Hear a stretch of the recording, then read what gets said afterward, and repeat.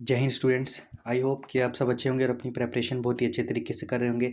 तो बच्चा आज हम अपना गुलाम वंश फिनिश कर देने वाले हैं। गुलाम वंश का आज लास्ट क्लास है।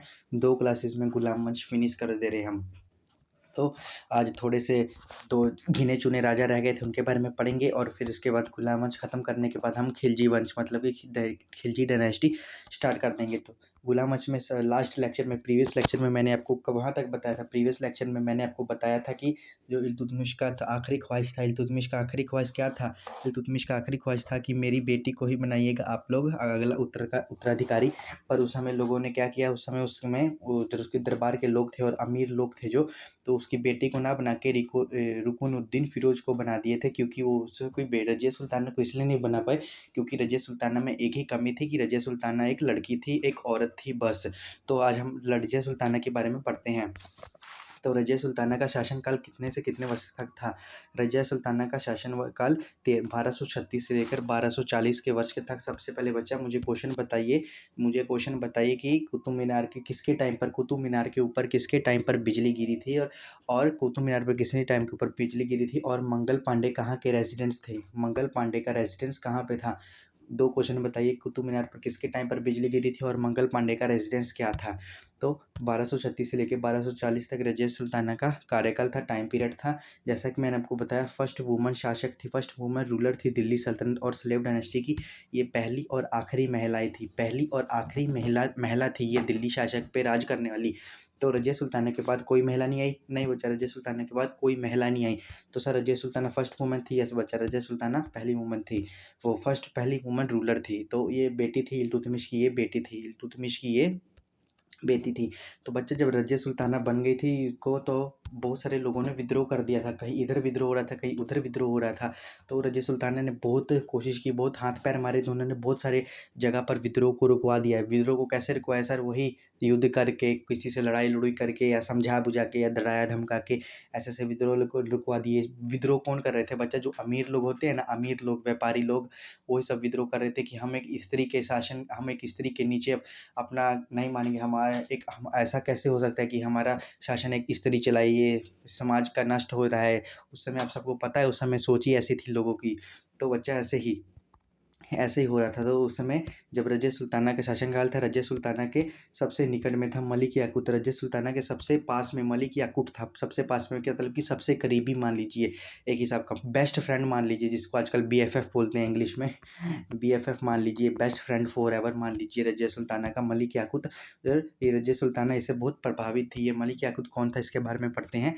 ये मलिक याकूत घुड़सवारी सिखाता था। मलिक याकूत कौन था? घुड़सवारी सिखाता था। घुड़सवारी मतलब कि घोड़े को कैसे चलाना वो सिखाता था। और इसे क्या बना दिया था रजिया सुल्ताना ने? इससे प्रभावित थी, इससे कि बहुत करीबी थी रजिया सुल्ताना मलिक याकूत के। तो इसीलिए रजिया सुल्ताना ने इस मलिक याकूत को अमीर आरतूर बना दिया। अमीर आरतूर मतलब कि घुड़सेना का प्रमुख बना दिया। तो पहले क्या था सर? पहले भी तो यही था, घुड़सवारी सिखाता था। तो बच्चा घुड़सवारी सिखाता था, किसी के अंडर में, किसी के नीचे सिखाता था। अब रजिया सुल्ताना इसके बहुत करीबी थी, और रजिया सुल्तान इसको अच्छा पसंद भी करती थी। मैंने आपको जैसे बताया कि BFF थे, बेस्ट फ्रेंड फॉर एवर थे। तो रजिया सुल्ताना ने इसे घुड़सेना का प्रमुख बना दिया। तो रजिया सुल्ताना ने बहुत जगह विद्रोह किए थे, और विद्रोह रजिया सुल्ताना को लेकर हो रहे थे कि एक स्त्री हमारा शासन कैसे चला सकती है, फलाना ढिंकरा ऐसे ही। तो बस एक बच्चा ऐसे ही बठिंडा का विद्रोह था, बठिंडा का रिवोल्ट था। यही बठिंडा का रिवोल्ट था। बठिंडा कहाँ पर है? पंजाब में है बठिंडा का रिवोल्ट था कि अल्तुनिया ने ये विद्रोह स्टार्ट कर दिया। अल्तुनिया ने ये विद्रोह स्टार्ट किया था। अल्तुनिया कौन था? इक्तेदार था। कहाँ का इक्तेदार था? बठिंडा का। अब इक्तेदार मैंने आपको बताया कि एकता सिस्टम में छोटे छोटे, मान लीजिए कि इल्तुतमिश ने एक एकता सिस्टम स्टार्ट करवाया था। एकता सिस्टम मतलब क्या था कि अपने अपने मन के एक बड़े राज्य को छोटे छोटे हिस्से में बांट देना। तो उसी छोटे हिस्से में एक बठिंडा रिवोल्ट था। और हमने आपको ये भी बताया कि एकता का हेड कौन किसे कहते हैं? इस एकता का हेड कहते हैं मलिक। एकता का हेड किसे कहते हैं वो मैंने आपको 3 बताए थे, मलिक, युक्त और इक्तेदार। एकता का हेड को 3 बताए थे मैंने आपको, मुक्ता, वली और इक्तेदार। एकता सिस्टम के हेड को क्या कहा जाता है? मुक्ता, वली और मुक्तावली और इक्तेदार कहा जाता है। तो यही जो अल्तुनिया था ये बठिंडा का इक्तेदार था। तो सर ये इसके बारे में क्यों बता रहे हो, अभी ये क्या क्या क्या कर लिया, तो बताता हूँ बच्चा, इसकी वो छपी कहानी है। मलिक याकूत की हत्या, जब ये रिवोल्ट शुरू हो गया, ये रिवोल्ट मतलब सब बच्चों को पता ही है, विद्रोह। मलिक याकूत ने विद्रोह स्टार्ट कर दिया कि हमें एक स्त्री के नीचे हम नहीं रहेंगे, कि इसने इसे विद्रोह कर दिया कि हमें और कोई राजा चाहिए, तो इसने राजा बनने के लिए विद्रोह कर दिया। इसने सबसे पहले क्या किया, इसने मलिक याकूत को मार दिया। कि ये सब लोग चिढ़ते थे कि ये मलिक याकूत रजिया सुल्ताना के करीबी था, बीएफएफ था, बेस्ट फ्रेंड ओवर फॉरएवर था। तो इसीलिए अल्तुनिया ने मलिक याकूत को हत्या कर दी, मलिक याकूत की हत्या कर ली अल्तुनिया ने मलिक याकूत की हत्या कर ली। तो जैसे मैंने बताया कि भटिंडा रिवोल्ट था, रजिया सुल्ताना इस विद्रोह को दबाने के लिए भटिंडा आ रही थी, रजिया सुल्ताना इस रिवोल्ट को दबाने के लिए भटिंडा आ रही थी, और रास्ते में ही बठिंडा आ रही थी, रास्ते में ये भी मलिक याकूत अंकल भी आ रहे थे। तो मलिक याकूत की तो हत्या अल्तुनिया अंकल ने कर दी, पर रास्ते वो कर दी तो रास्ते में फिर रजिया सुल्ताना को अल्तुनिया ने कैद कर लिया, अल्तुनिया ने रजिया सुल्ताना को कैद कर लिया। तो मैंने आपको कहा कि रजिया सुल्ताना में सिर्फ एक ही कमी थी कि वो एक महिला थी, बाकी उनमें शासक बनने के, रूलर बनने के, राजा बनने के सारे गुण थे, सब गुण थे। ये बात इतिहास में भी लिखी हुई है, ये कि हर गुण थे, 36 के 36 गुण होते हैं ना, 36 के 36 गुण थे। मान लीजिए एग्जाम्पल दे रहा हूँ, 36 गुण तो किसी में भी नहीं होते, हर गुण थे रजिया सुल्ताना में राजा बनने की। देखिए कैसे क्या किया रजिया सुल्ताना ने। तो जैसे ही रजिया सुल्ताना को अल्तुनिया ने कैद कर लिया, रजिया सुल्ताना में मैंने जैसे आपको बताया कि हर गुण थे, बहुत ही हर चीज में निपुण थी वो, युद्ध में, चालाकबाजी में, पॉलिटिक्स में। तो रजिया सुल्ताना ने सोचा कि ये मुझे कैद कर ले रहा है, तो क्यों ना, उस समय दिल्ली पर रजिया सुल्ताना का शासक था। तो अल्तुनिया ने कैद कर लिया रजिया सुल्ताना को, तो अल्तुनिया उस समय का सबसे ताकतवर बन गया।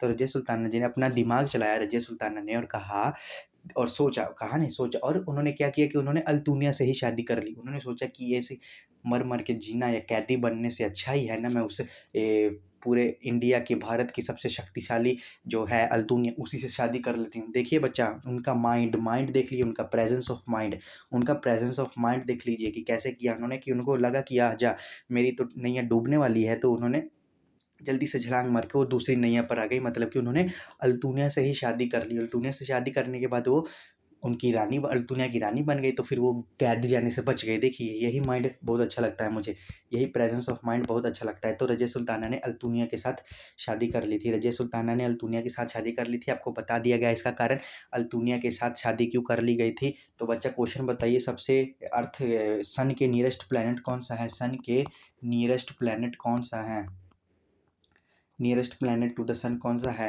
तो अगर आपसे क्वेश्चन पूछा जाए, हस्बैंड ऑफ रजिया सुल्ताना का हस्बैंड कौन है, रजिया सुल्ताना का हस्बैंड अल्तुनिया है। रजिया सुल्ताना का हस्बैंड कौन है, रजिया सुल्ताना का हस्बैंड अल्तुनिया है। अगर जिस बच्चे को भी कोई प्रॉब्लम आती है, वो बच्चा कमेंट सेक्शन में आंसर कर दिया करे, अपना डाउट लिख दिया करिए, या मैंने अपना इंस्टाग्राम आईडी दिया है, वहाँ कमेंट सेक्शन में नहीं लिखना बच्चे, तो इंस्टाग्राम आईडी में लिख दिया जी कीजिए मेरी। अगर इंस्टाग्राम आईडी में भी नहीं लिखना, तो टेलीग्राम में जो आपके लिए दूसरा ग्रुप बनवाया गया है उसमें कर दीजिए, पर डाउट पूछिए। अब 3-3 जगह आपको दे दिए हैं, अब आपका ही होगा ना, आप कैसे डाउट क्लियर करेंगे। फिर बोलिएगा मत कि सर आपने हमारे डाउट नहीं लिया, आप ऐसा करते हैं, जो आते हैं पढ़ा देते हैं, हमारे डाउट कैसे क्लियर होंगे। बच्चा अभी कर लीजिए डाउट, जब ये इतना सब पढ़ा रहा हूँ ना, फिर एक दिन मैं लेकर आ जाऊँगा 3 to 4 आवर्स का मैराथन, एक दिन में ही। उस समय बस आपको बता दूंगा कि आज आपका मैराथन है, प्रिपेयर कर लीजिए। बस आपको सब्जेक्ट बता दूंगा, सब्जेक्ट में ऐसे ही सब प्रिपेयर कर लीजिए। मैंने 3 प्लेटफॉर्म आपको बता दिए, आप जहाँ पर भी मुझे टेक्स्ट करके या मैसेज करके आप अपना डाउट पूछ सकते हैं, मैं उसका 100% श्योर हूँ, मैं उसका डाउट क्लियर करूँगा ही करूँगा। तो हो गया रजिया सुल्तान। अब मुझे बता दीजिए इल्तुतमिश का टाइम पीरियड बता दीजिए बच्चा, इल्तुतमिश का टाइम पीरियड बता दीजिए, इल्तुतमिश का टाइम पीरियड बता दीजिए, और इल्तुतमिश का रियल नेम क्या था ये भी बता दीजिए। तो बच्चा, जब रजिया सुल्ताना ने अल्तुनिया से शादी कर ली, तो वो वापस जा रहे थे, वापस कहाँ जा रहे थे, तो दिल्ली में जा रहे थे। तो रास्ते में ही रजिया और अल्तुनिया की हत्या हो जाती है, कैंथल के जंगल में। कैंथल एक जगह है, तो ये भी बच्चा बताइए कि कैंथल कहाँ की एक जगह है। कैंथल में एक जगह है, वहाँ पर रजिया और अल्तुनिया की लोग हत्या कर देते हैं। तो रजिया सुल्ताना की मृत्यु अभी भी एक रहस्यमयी है, अभी भी एक रहस्यमयी है कि इनकी हत्या किसने की। कुछ बोलते हैं कि कैंथल के लुटेरों ने कर दी, और कुछ कहते हैं कि लुटेरों ने नहीं की, ये इसने की, बहराम शाह ने नहीं की, और किसी ने कर दी है। ये कीजिए, इसने नहीं की। फिर बोलिए, अभी भी एक रहस्यमय है कि ये रजिया सुल्ताना की और अल्तुनिया की हत्या कुछ लुटेरों ने कर दी, और कुछ जो उस समय जो बोल रहे थे कि हमें कैसे हम एक स्त्री के नीचे नहीं रहेंगे, स्त्री का हुक्म नहीं मानेंगे, उन अमीर लोगों ने कर दी। अभी भी इसके ऊपर क्वेश्चन मार्क है, अभी भी। लिखने वाले तो बच्चा इतिहासकार में क्या लिख देते हैं, बहुत कुछ लिख देते हैं, पर अभी भी इसके ऊपर क्वेश्चन मार्क है कि इनकी हत्या किसने की। अगर आपको क्वेश्चन आ जाता है, अगर आपको मान लीजिए कि अभी भी सर बोल रहे हो कि क्वेश्चन मार्क है, अगर आपको एग्जाम में आया तो सर हम क्या लगा के आएंगे, आप कुछ तो बताइए। एग्जाम में बच्चा आप लगा कर आइएगा कि गैंथल में हुई थी इनकी हत्या, रजिया और अल्तुनिया की। अल्तुनिया कौन था, रजिया का हस्बैंड था। तो किसने की थी, लुटेरों ने कर दी थी, लुटेरों ने कर दी थी रजिया सुल्ताना और अल्तुनिया की हत्या। तो बच्चा उनकी हत्या करने के बाद नेक्स्ट किंग को कौन आ गया, रजिया सुल्ताना की हत्या हो गई। फिर उसके बाद कौन आ गया, उसके बाद आ गया बहराम शाह। बहराम शाह का टाइम पीरियड कितना है, 1240 से 1242। बहराम शाह का टाइम पीरियड कितना है, 1240 से 1242। ये छोटा मोटा ही है, इसके बारे में इतना नहीं पढ़ेंगे, जो आपको इंपॉर्टेंट है वही पढ़ाया जाएगा। अगर पूरा पढ़ने लगे तो आपको फिर पूरा हिस्ट्री का पीएचडी करने पड़ेगा। बहराम शाह ऐसा ही है, छोटा मोटा राजा है, तो इसको इसका टाइम पीरियड याद रखने के लिए इसको पढ़ लीजिए। बहराम शाह आया था रजिया सुल्ताना के बाद। उस रजिया बहराम शाह के बाद कौन आ गया, बहराम शाह के बाद कौन आ गया, बहराम शाह के बाद अलाउद्दीन शाह आ गया। बहराम शाह के बाद कौन आ गया, बहराम शाह के बाद अलाउद्दीन शाह आ गया। अलाउद्दीन शाह का टाइम पीरियड कितना था, 1242 से 1246 था अलाउद्दीन शाह का टाइम पीरियड। अलाउद्दीन शाह के बाद कौन आ गया, नसीरुद्दीन शाह। अलाउद्दीन शाह के बाद कौन आ गया, नसीरुद्दीन शाह। नसीरुद्दीन शाह का टाइम पीरियड कितना था, 1246 से लेकर 1265 तक। 1246 से लेकर 1265 तक। अगला बच्चा आ गया बलबन। बहुत आपके एग्जाम के पॉइंट ऑफ व्यू से बहुत ज़्यादा इंपॉर्टेंट है Balban Shah, very very important, very very important है बलबन शाह, हमारे बलबन शाह अंकल। बलबन शाह हमारे अंकल वेरी वेरी इंपॉर्टेंट है। बच्चा आपको बता दूं कि ये बलबन शाह भी एक गुलामश पढ़ रहे हैं तो सर ये सब गुलाम ही होंगे। हाँ बच्चा, बलबन शाह छोटा था तो इसे ये किसी एक सौदागर ने इसे खरीद लिया था। जब ये सौदागर ये इसकी बोली लगा रहा था बलबन शाह को, बलबन शाह देख लीजिए इतनी इसकी किस्मत मारी थी, बहुत बहुत ही इसकी मारी मारी मारी किस्मत थी कि इसे कोई खरीद भी नहीं रहा था। इसने इसको किसने खरीदा था, इसने इसको इल्तुतमिश ने खरीदा था। इसने इल्तुतमिश ने भी पहले ही, इल्तुतमिश ने बलबन शाह को पहले से बलबन शाह ने बलबन ने इल्तुतमिश को कहा कि सर आप मुझे खरीद लीजिए। इल्तुतमिश ने कहा कि मुझे, मैं तुम्हें नहीं खरीदूंगा। तो फिर बोला खुदा के वास्ते खरीदिए, मुझे भीख में ही ले लीजिए। इसको कोई पहले भीख में भी नहीं लेकर आता, देख लीजिए इतनी किस्मत खराब थी। और बाद में किसे पता था कि ये महान राजा होने वाला है, भारत का ये महान राजा होने वाला है। किसको पता था ये कि भीख में भी नहीं इसको ले रहा था। फिर इसको भीख में किसने लिया, इल्तुतमिश ने। इसको इसने कहा कि सर खुदा के वास्ते ले लीजिए या मुझे भीख में ही ले लीजिए। आप इसने पूछा कि आप गुलाम किस चीज़ के लिए ले रहे हैं, तो वो बोला मेरा शहर शहर सेवा हुआ करेगा। तो वो बोला कि सर और किसी को छोड़ के क्या मुझे ही ले लीजिए, प्लीज़ प्लीज़ प्लीज़। देख लीजिए इतने हाथ जोड़े उसने, फिर इल्तुतमिश ने इसे खरीद लिया। तो बाद में इल्तुतमिश ने इसको चालीसा दल में शामिल कर दिया था, इसको चालीसा दल में शामिल कर दिया था। कैसे सर, ये तो इल्तुतमिश तो उसको पहले खरीद ही नहीं रहा था बच्चा। इसके पास अपनी शक्ति थी, योद्धा था, अपने कौशल के बल से, अपना कॉन्फिडेंस के बल से, जो आप सब में है कि अपने आपको कॉन्फिडेंस है कि हम लोग पैरामेडिकल को फोड़ के रख देंगे, तो बस यही कॉन्फिडेंस के बल से ये चालीसा दल में, जिससे तुर्कान चहलगानी उसमें शामिल हो गया। और बाद में देख लिया बच्चा, किसको पता था कि ये भारत का महान राजा बनेगा। तो चलिए इसके महान राजा बनेगा कि मतलब कि बहुत इसका इंपॉर्टेंट रोल है गुलाम वंश में। तो चलिए इसका क्या क्या करते हैं, इसका रियल नेम पढ़ते हैं, इसका रियल नेम पढ़ते हैं। इसका रियल नेम क्या है, इसका रियल नेम है गयासुद्दीन बलबल। इसका रियल नेम क्या है, इसका रियल नेम क्या है, इसका रियल नेम है गयासउद्दीन बलबल। इसका रियल नेम क्या है, इसका रियल नेम है गयासुद्दीन बलबल। इसका बलबन शाह का टाइम पीरियड कितना है, बलबन शाह का टाइम पीरियड कितना है, ये बच्चा रट लीजिए, 1265 से लेकर 1287 तक। 1265 से लेकर 1287 तक बलबन का टाइम पीरियड है।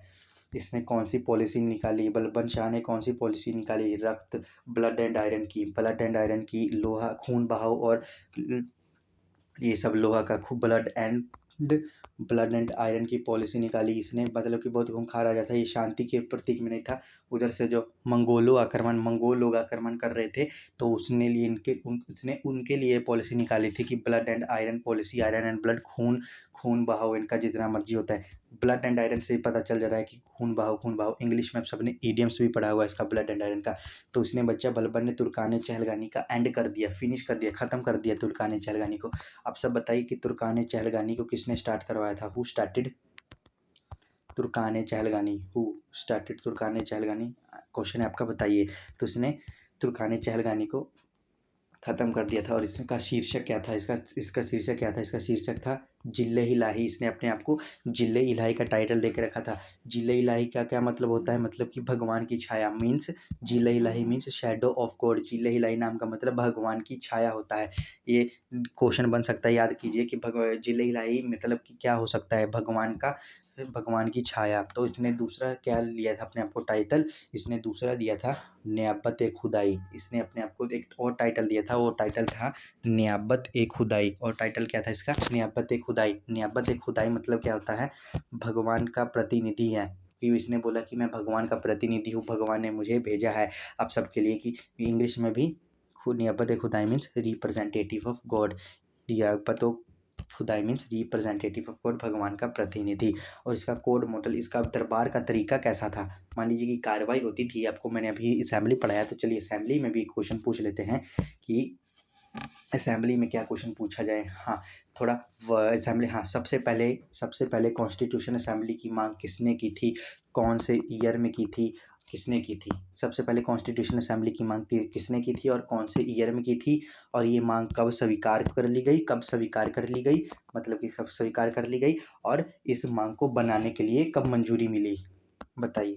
3 क्वेश्चन के आंसर बताइए आप कमेंट सेक्शन में। तो इसने क्या किया, इसने एक चीज़ इंट्रोड्यूस किया, लाया कि सिजदा एंड पाइबोस।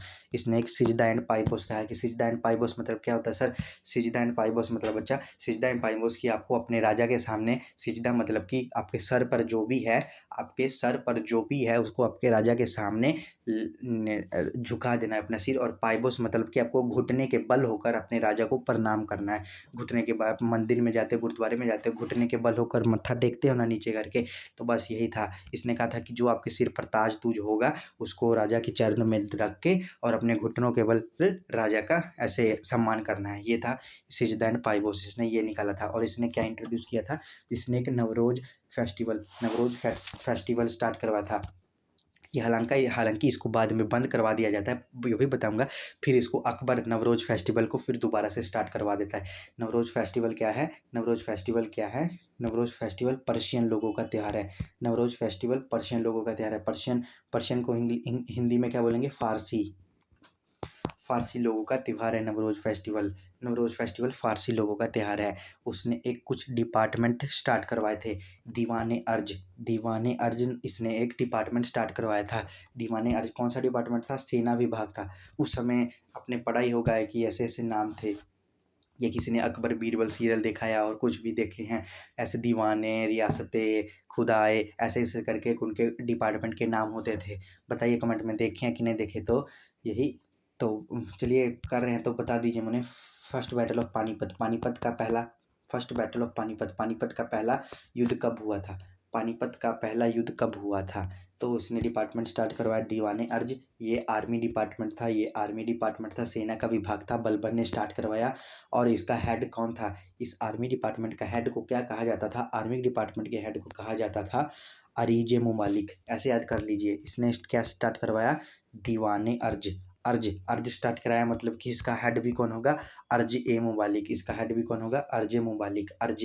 दीवाने अर्ज इसने स्टार्ट करवाया, जो कि आर्मी डिपार्टमेंट था। इसका हेड भी कौन होगा, अर्ज ए मुमालिक। तो इसने एक और डिपार्टमेंट स्टार्ट करवाया था, दीवाने बरीद आईबी डिपार्टमेंट था, जिसे हिंदी में गुप्तचर विभाग कहेंगे। गुप्तचर तो आप सबको पता होगा।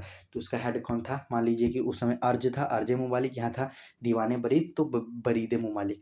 दीवाने बरीद नाम का डिपार्टमेंट था, तो क्या स्टार्ट, तो इसका हेड कौन था, बरीद मुमालिक। दीवाने बरीद था तो बरीद मुमालिक इसका हेड था। तो बच्चा 1287 में 1287 में इसकी डेथ हो जाती है दिल्ली में।